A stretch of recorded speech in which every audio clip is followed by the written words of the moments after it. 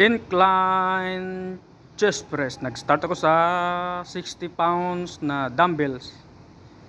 Tapos dina-drop set ko to. Dina-drop set. Ito yung pangalawang set ko bago yun na nga, drop set na diretso. Ayaw ko nang paabutin ng tatlong set.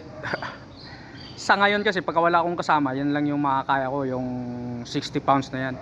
Pero pag meron akong spotter, ay medyo kampante ka kasi na kahit magkaramdam ka na ng pagod, hindi talaga basta-basta maaksidente kasi may tao, alam mo may tao sa likod na tutulong sa'yo sa salo dun kung magkawindang-windang man yung movement ng dumbbells. Kaya ganun yun. Kasi itong kasunod nga 40 pounds. Let's go.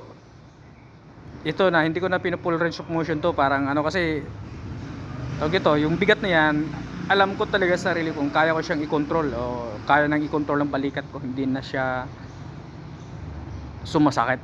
Meron kasi mga time na yung balikat ko yung parang sumasakit pagka hindi maganda yung angle ng buhat ko o hindi ko mas may warm up ng maigi.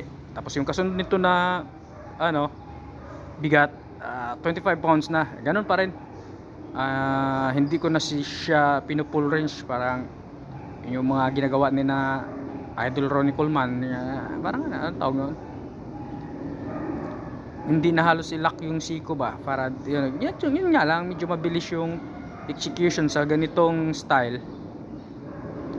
Yung time under tension technique wala na, medyo mabawasan tsaka pagod na rin kasi, kaya hirap na rin talaga gawin.